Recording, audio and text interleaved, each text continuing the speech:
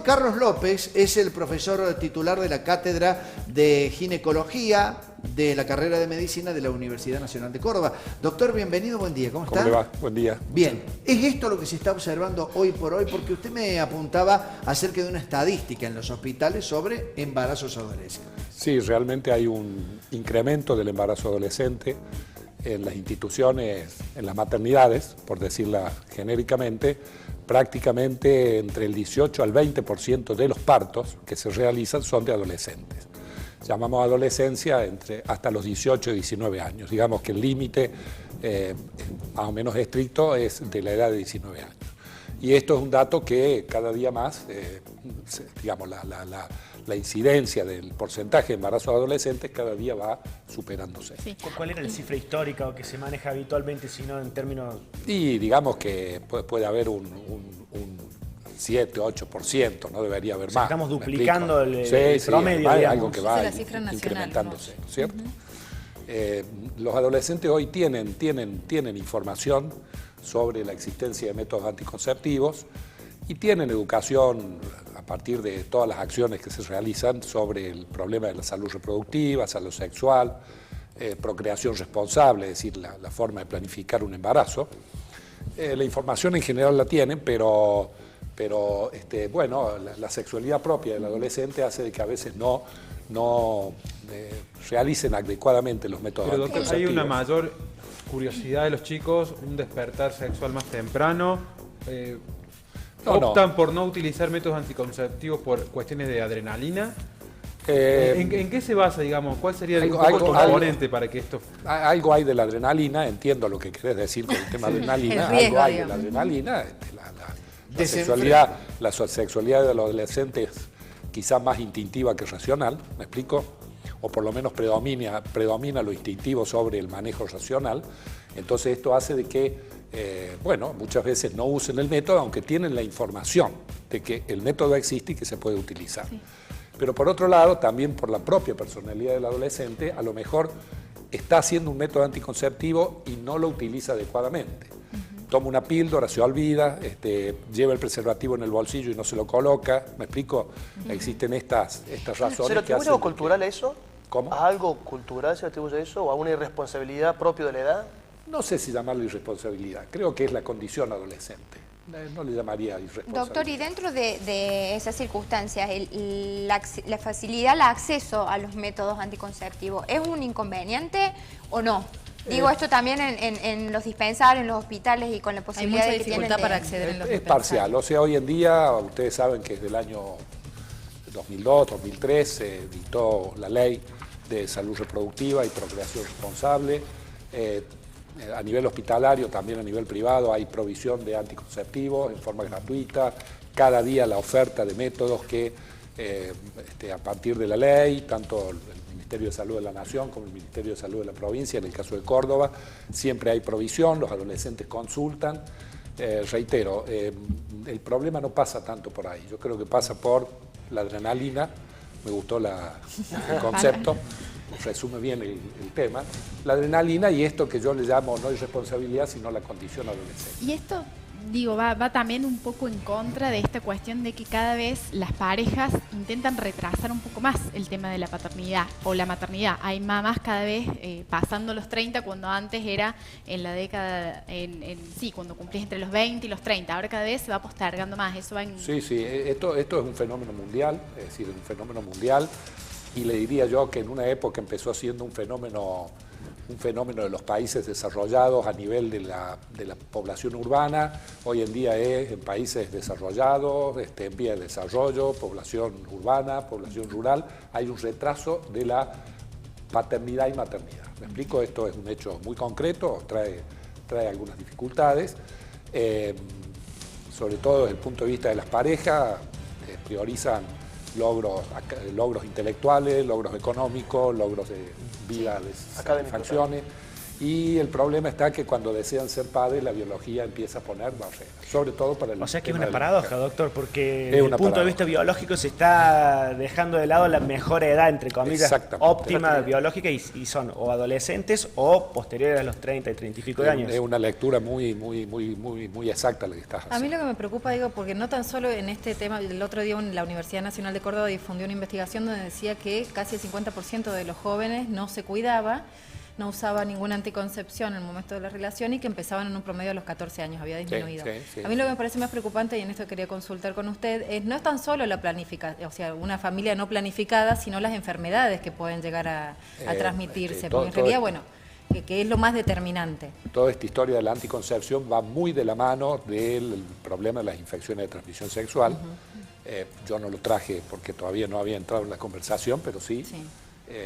En general a todo el mundo, pero particularmente a las parejas más jóvenes, adolescentes, además de tal o cual método que pueda hacer como anticoncepción, se recomienda el doble método, es decir, siempre usar preservativo, que al día de hoy sigue siendo la mejor estrategia para prevenir las infecciones de transmisión Sobre todo sexual. considerando que dentro de la población en Córdoba, la población de heterosexuales y de mujeres, se incrementó mucho la presencia de HIV.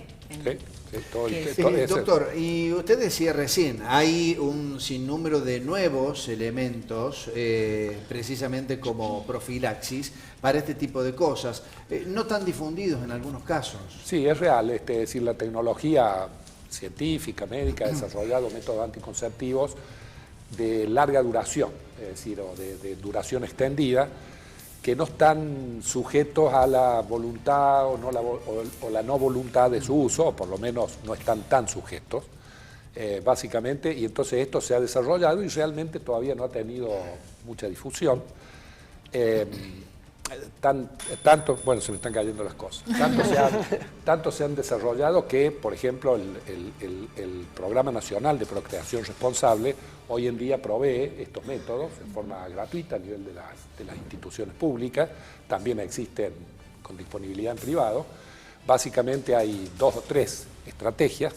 Tenemos uno que es el implante subdérmico, que ya habrán escuchado porque el año pasado fue presentado, aunque es un método anticonceptivo que está presente desde hace mucho tiempo. Pero ¿Para el quién año está pasado, destinado ese? Porque se anunció el año pasado, pero no se sabía en Córdoba cuándo iba a llegar. Sí, el año pasado, pero esto fue una estrategia de salud pública, es decir, el año pasado el Ministerio lanza, el Ministerio de Salud de la Nación, el Ministerio de la Provincial también, lanza el implante subdérmico para una población particular, que eran las adolescentes que ya habían tenido un evento obstétrico, que ya habían tenido o un embarazo, o un embarazo con un aborto espontáneo, o un embarazo con un aborto provocado, porque es una población muy vulnerable. Y entonces, por su característica adolescente, este implante se coloca debajo de la piel, es de muy fácil inserción, con un poquito de anestesia local, dura 3 años, no tiene riesgos, muy bien tolerado, esto está demostrado mundialmente. Entonces, se lanzó en una primera etapa para este target de pacientes. Pero en la actualidad ya se ha ampliado y se puede utilizar a cualquier edad y demás, ¿no es cierto? Doctor, ¿cómo responde el adolescente cuando en las campañas? Porque a lo mejor muchos no entienden dichos conceptos técnicos y demás. Hasta algunos incluso no digo que lo desafíen por el tema de la adrenalina, pero ¿hay atención? Sí, veo. Nosotros en la cátedra nuestra, en la segunda cátedra de ginecología de la Universidad Nacional, hace 13, 14 años que hacemos campañas para adolescentes. O vienen las adolescentes al hospital, o va la gente, los médicos van a los colegios. Yo les digo que por año, más o menos, asisten a la campaña o se llega a una población a veces de 1.200, 1.500 adolescentes. Se les habla de todo, se los instruye sobre el tema de salud reproductiva, infecciones de transmisión sexual y demás. No, se comprometen mucho y se vinculan mucho. Doctor, y desde su experiencia propia, digo, en el ámbito de la medicina y también de la universidad, ¿a dónde se estaría fallando o cuál debiera ser la estrategia? Empezar a difundir más este tipo de métodos, digo, porque estamos hablando, y usted lo admitía apenas se sentaba, que el conocimiento ya lo tienen. Sí, lo tienen. Digamos, el primer paso se dio, que era que mucha gente desconocía, digamos, en el grupo de adolescentes. Ahora que ya lo tienen y que las cifras siguen indicando que sigue creciendo, ¿cuál sería, desde su punto de vista, la mejor manera de abordarlo al tema? Yo creo que esta estrategia, por ejemplo, del implante subdérmico, es una estrategia que va a dar resultado. el impacto de estas acciones, el impacto concreto se ve después de muchos años, ¿me explico? Es decir, cuando haya estrategias médicas que neutralicen esta debilidad que tienen los métodos anticonceptivos en los adolescentes, el impacto en la disminución del embarazo adolescente a lo mejor lo estamos viendo dentro de 5 o 10 años, ¿me entienden? O sea, pero creo que esta es una estrategia muy válida, creo que fue una acción inteligente del Ministerio de Salud de la Nación, adquirir este insumo, proporcionarlo gratuitamente, porque además en la acción de la provisión del insumo, el equipo médico, el equipo de salud hace consejería, ¿me explico? Se complementa con otras acciones. ¿Desde qué edad se puede aplicar? Y prácticamente desde que la mujer está en riesgo de embarazo, es decir, que empieza a menstruar y empieza a ¿Y hay necesidad de una autorización 12, 13, 14 de los padres, por ejemplo, o algo de eso? No, en general hoy en día esta historia, desde que en la modificación de la Constitución última, cuando Argentina adhirió a una serie de pactos internacionales, entre ellas los derechos del niño, no se necesita autorización. Está bien. ¿Y dónde se puede realizar, aquel chico joven o chico adolescente que pretenda plantear este tratamiento o este implante subdérmico, dónde se autoriza eso? ¿En cualquier centro de salud? Vea, hoy en día sí, en Córdoba tiene una red, debe haber 700, 800 efectores en toda la provincia, de centros de salud, desde hospitales de complejidad como es el nuestro, hasta dispensarios o centros de atención primaria, que están todos adheridos a este programa de procreación responsable, disponen de los insumos, reitero, todo esto se administra gratuitamente. Bien. Y el equipo de salud hace otras acciones. Quiero destacar esto. Lo último, doctor, de modo tal que no hay excusas, digamos, para los chicos que puedan llegar a acceder tanto a la información como así también a este tipo de tratamiento, ¿verdad? Realmente a ese tratamiento y a otros también. Ese tratamiento más para las chicas, ¿no? Desde el punto de vista médico, sí. La que sobrelleva el problema reproductivo en todas las especies. La humana, que es una especie más, y en todas las especies animales, la mujer. Sí, pero es un tema, justamente eso estaba por preguntar, porque es como que la responsabilidad siempre termina cayendo en las niñas, en este caso, o en las mujeres, cuando en realidad debiera ser algo compartido.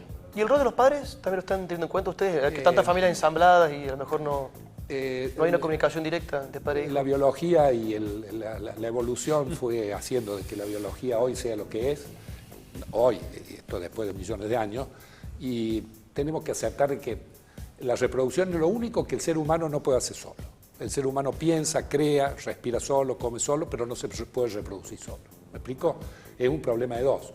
Pero la responsabilidad del proceso reproductivo cae o sobre la hembra para los humanos, o sobre las mujeres para los humanos, o sobre las hembras para las otras razas.